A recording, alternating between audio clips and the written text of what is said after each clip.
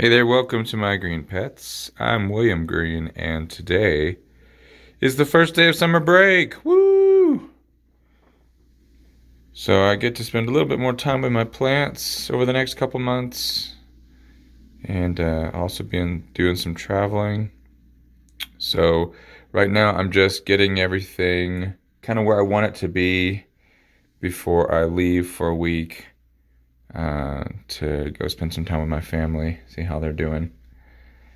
So let's have a look at everything. I guess let's go ahead and start out with the new plant. This is a Masdevallia that I got in the mail last week, and you can see that it's already starting to experience some yellow leaves. But if I go back and look at my pictures of the plant when it came out of the box, those quite a few of these black spots were already forming when it came out of the box. So basically, I'm saying I'm not taking responsibility for these. I think they were kind of already in process. Maybe it was a symptom of shipping. I don't know.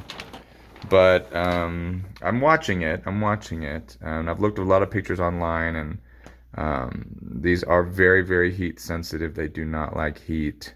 So I'm just watching carefully.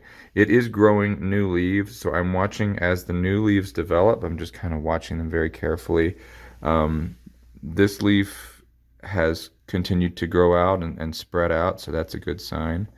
And the older leaves, I'm looking at the backs of them, and I'm seeing just a little bit of speckling. Why are we not focusing?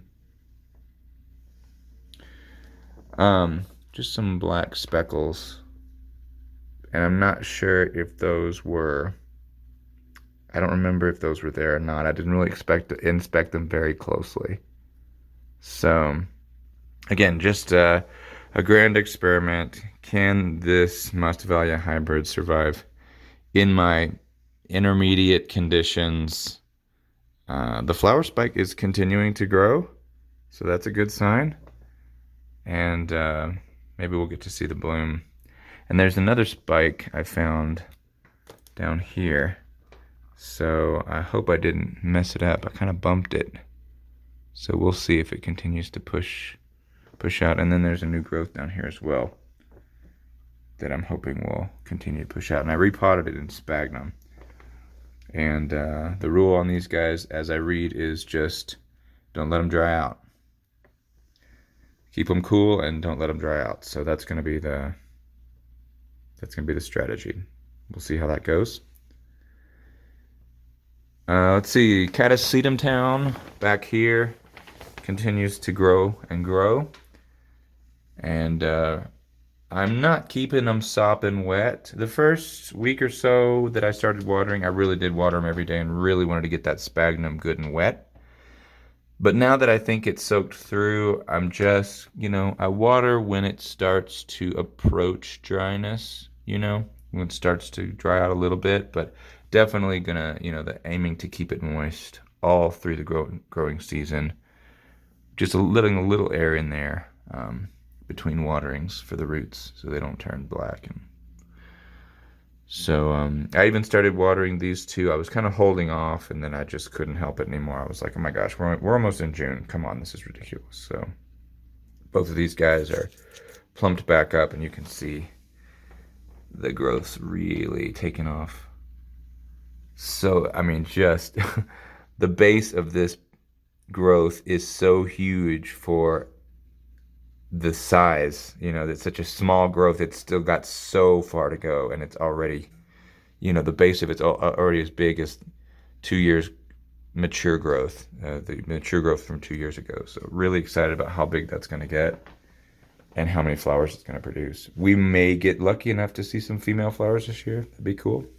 But it would be even cooler if if these guys got really massive and then put out huge flower spikes full of the male flowers, because they put out way more male flowers than female flowers. So we'll see. Let's look at Hal. This is Bulbophyllum echinolabium. He's just now closing up his third flower on this spike.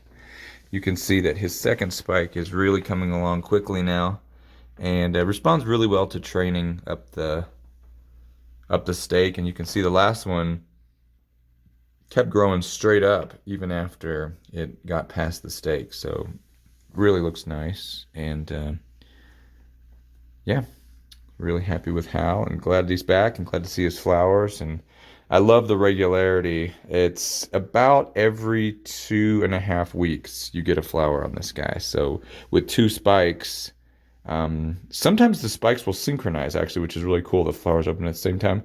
But if they don't, then you kind of just have this back and forth, constant flowering. Other bulbophyllum. Back here we've got Medusae. And Medusae is putting out a couple new growths. You can see there's one here. And then there's this one over here is poking out. So here's my other Medusae back here, a little bit bigger, crawling out of its little pot already. And looking forward to these guys blooming later in the summer. They used to bloom in the fall, like in September, October. Last year, one of them bloomed in August. So I think the tent kind of pushes everything forward a little bit. So those are doing okay. And then Cattleya Town over here. Got lots of growth in Cattleya Town. Lots of really nice new growth and roots coming on my Peruflora rexes. These came out of the flask in 2021. And we're still probably 3 years away at least from seeing any of them bloom. It's a long process, but it's also a fun process to see how the plants slowly start putting out more mature, newer leaves. These plants came out of flask just last year. This is my own cross. This is Inti by Mayu, 2 awarded plants. This one's not looking so hot. I have not given these guys a lot of attention, but you can see, a few of them start putting out those first new big leaves, and that's a good sign. Those are the ones that I want to keep. So these should be really interesting when they finally bloom in like 8 years. And then, yeah, there's just seedlings everywhere. And looking forward to seeing some blooms, hopefully this year on this side of the tent. Especially this one. This is my Mossiae, R.A. Patterson by Panther Creek. And I think pretty widely understood to not be a pure Mossiae, but I don't care. And then this is Trianae Cashions. Look at the nice huge growth pushing out on this guy. And then also really impressed with this Labiata back here. This is Semi-Alba. Look at the nice new leaf on that. I don't think that's going to have a sheath in it, but we're getting close. And back here's one I don't mention too often. This is the Gaskeliana from Carter and Holmes, and it has really struggled over the years, and I'm just leaving it alone. Let's do its thing. Back here we have Cattleya Rex Mayu, my only awarded clone left, and the growths are unfortunately pushing over towards the sun, but it's fine. Hopefully we'll get a sheath or 2 on Mayu this year, and I'd like to use that pollen. I might self Mayu. Definitely expecting some flowers on this massive Unu and Nina. But I don't want to pollinate this plant because I don't want carrying a seed pod, because if somebody wants to buy it, I want to be able to sell it. And I don't want a seed pod on it. So Maya will be my only flowering size Rex after that if I'm able to sell the large plant. So might be cool to self it. And I just love the color on this Cattleya Labiata. Perla rubra by Sherwood Forest. Or maybe it's the reverse of that, but not seeing any evidence of flowering this year. But still a very cool color. And Sherwood Forest is also, there's a debate that it's not a pure Labiata, which is fine. But looking forward to see that. Let's see, on the Nepenthes front, my Nepenthes stenophila is really stepping up with an enormous new picture compared to the old ones. That's super exciting.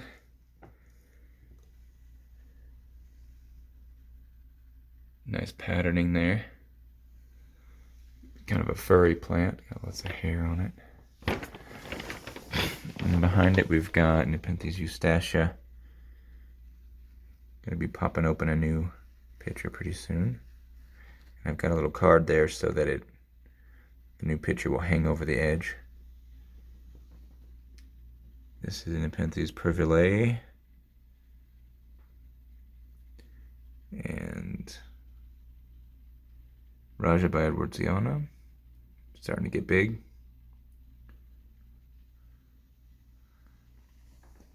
And over here we've got Raja by Velosa. Look at the red coloration. Just really loving that on those young plants. These are 6 months from seed. You can see one of them's really doing well. And then these are both a Bongso cross. These are siblings. There's one pitcher developing here. And then I'm hoping this one is going to put out a pitcher as well. And they're both sending out basil growths as well. Both of them are doing that. See down there, there's a little new leaf. So that's interesting.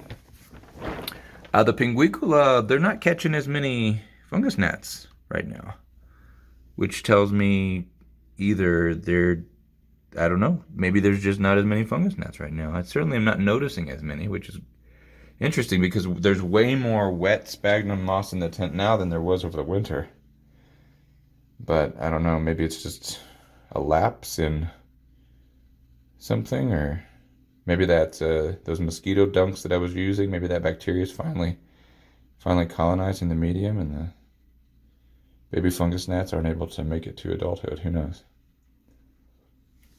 My one cattleya on this side of the tent, well, not there's this one too, but this is Daliana rosita, and you can see that it is just starting to root out of the newest growth. You can see some little roots poking out there. And imagine once those roots get out to a certain length, I think we're going to I would expect to see another growth push out of this plant. And I wouldn't discount next year this plant being large enough to bloom. We'll see. If the next growth is an adult-sized leaf and pseudobulb, that tells me that the following one should be ready to bloom if it's really happy. So we'll see. And yeah, let's go look at my Phalaenopsis in the window, and then that'll be it for today. All right, check out the window. So my Phalaenopsis has finally, I've trained that spike all the way up this stake, and it has finally run out of stake. And right as it ran out of stake, it's got its flower buds starting. So that's perfect. And I do see that right here, it looks like, come on. It looks like it's going to try to put out a branch there. As soon as that gets long enough, I'm going to snip it off. I don't want that. I just want them all coming off the top there. So yeah, that's all I got for you. Hope everything's going for you. Happy summer. And we'll see you next time right here on My Green Pets. I'm William Green. Bye.